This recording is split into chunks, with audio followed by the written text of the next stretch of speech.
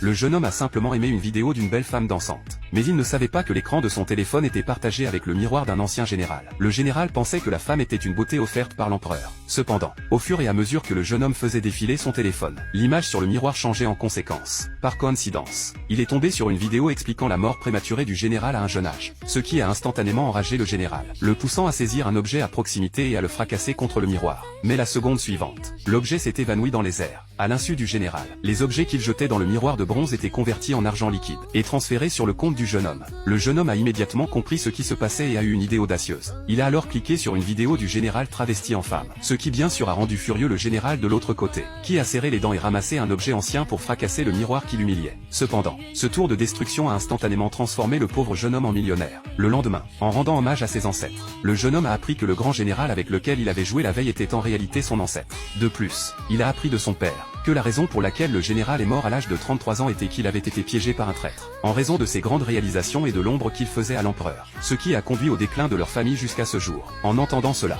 le jeune homme est devenu anxieux. Il ne pouvait pas laisser son arbre à argent mourir comme ça. Alors il s'est empressé de transmettre cette information au général à l'avance par la vidéo. Connaissant le message, le général est immédiatement devenu vigilant. Comme prévu le lendemain, l'empereur a essayé de le tromper pour qu'il remette son pouvoir militaire, sous prétexte qu'il n'y avait pas besoin de guerre dans un monde pacifique. Sachant qu'une fois son pouvoir militaire remis, il serait jeté en prison par l'empereur. Le général a exprimé que sa famille était loyale depuis des générations, et que le pouvoir militaire ne pouvait pas être interrompu entre ses mains. L'empereur a naturellement compris ce qu'il voulait dire, mais par crainte du pouvoir dissuasif du général dans l'armée, il n'a pas osé utiliser des méthodes trop sévères. Au lieu de cela, il a récompensé le général avec 10 000 comptes d'or, et 4 grandes beautés pour stabiliser l'armée. Le général savait que sans l'avertissement du jeune homme, il serait sans aucun doute mort aujourd'hui. Pour le remercier de son rappel, il a décidé d'envoyer toutes les récompenses de l'empereur au jeune homme. Le jeune homme, s'appuyant sur l'argent des antiquités précédentes, a amené ses parents vivre dans une grande villa, alors que la famille se réjouissait de l'avenir. Les 4 grandes beautés ont justement été envoyées. En voyant les beautés, le jeune homme était ravi. Mais avant qu'il ne puisse en profiter, il a appris d'elle que le grand général non seulement n'avait pas été dépouillé de son pouvoir militaire, mais qu'il avait en plus donné un avertissement à l'empereur, pour continuer à protéger cet arbre à argent. Le jeune homme a commencé à regarder à nouveau les archives historiques,